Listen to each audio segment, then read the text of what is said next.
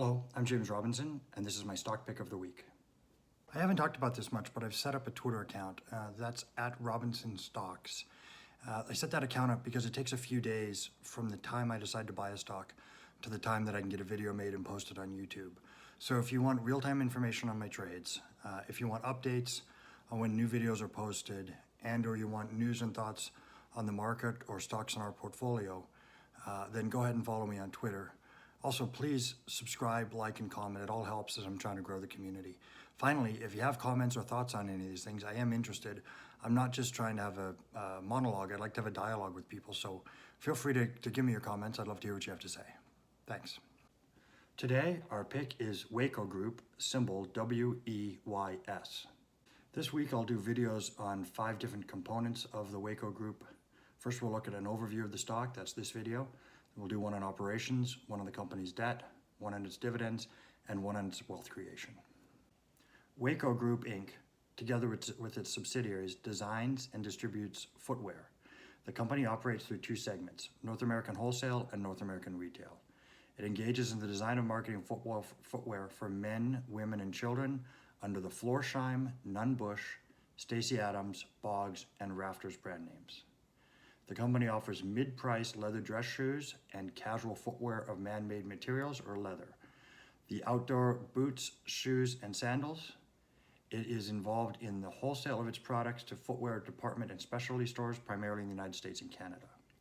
As of December 31, 2018, the company had 9 brick and mortar retail stores in the United States and an internet business. It also had licensing agreements with third parties who sell its branded apparel, accessories, and specialty footwear in the United States, as well as its footwear in Mexico and certain markets internationally. The company was formerly known as Weyerberg Shoe Manufacturing Company and changed its name to Weyco Group in April of 1990.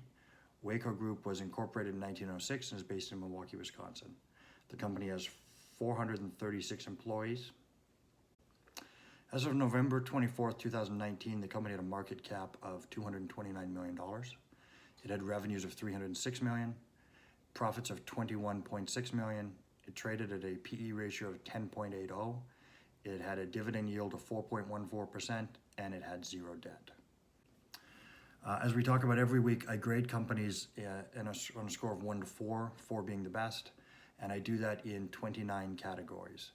The first set of categories are operating. Operating categories simply look at how good a job the company does of delivering goods and services to their customer, how profitably they do that. The second component is financial. Financial looks at the company's use of debt and therefore risk to the shareholders. And obviously the less debt they have, the better. And Weyco is a company with no debt. So obviously it's in really good shape.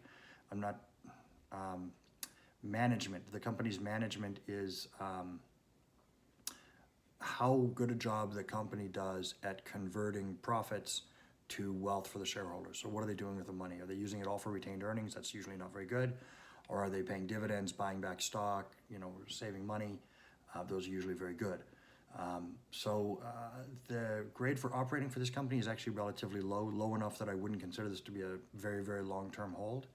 However, the company's management does a spectacular job of enriching the shareholders, and the company has no debt. So I take very little risk, I get a nice dividend, and what profits there are, the company's likely to return to me, the owner. So the company's total score is 96 points. That makes it 38th out of the 894 companies that I looked at. One of the first questions I always ask about a company is, does the company have a consumer monopoly? And in this case, I don't think the company does. I mean, they make shoes, they make mid-level shoes, so they don't have a monopoly, and there's lots of people who can do that and enter that market. So for me, that means that in the long run, I'm probably not going to want to own this company. But I believe that it's really undervalued right now. And so as you see as I go on, there's more than one way to make money out of a company. And if I believe it's undervalued enough and it's a solid company and I have very little risk of something going really wrong because the company has no debt, and it's a staid old industry, people know how many shoes they need. They're going to buy a certain amount of shoes over time, and those people who are going to buy Florsheims are going to buy Florsheims. I think it's undervalued at this price. It trades at a PE of 10.8. The average PE for the S&P 500 is 22.9, call it 23, so it's half price relative to the S&P. I believe that the company is also has a 4.14% yield. That compares to the average yield for the S&P 500 of 1.9 or so. So I'm getting a company at half price that's paying me twice the yield.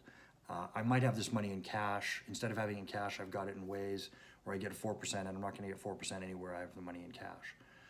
The company has also managed to raise its dividend every year for more than 20 years. There's one little blip where it didn't, but it paid a big premium dividend one year and then a slightly reduced one the next one. But effectively, for 20 years, they've increased their dividend every year. So I'm getting a 4% yield on my money now, and I can expect that yield to increase over time if I was to hold it. Again, one of the reasons I wanted to do that company has absolutely no debt, so the risk of bankruptcy is zero.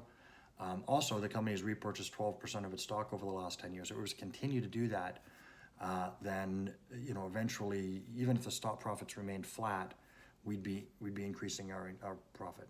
So, anyways, we bought the company today on Monday, the 25th of November, and we'll see how it does.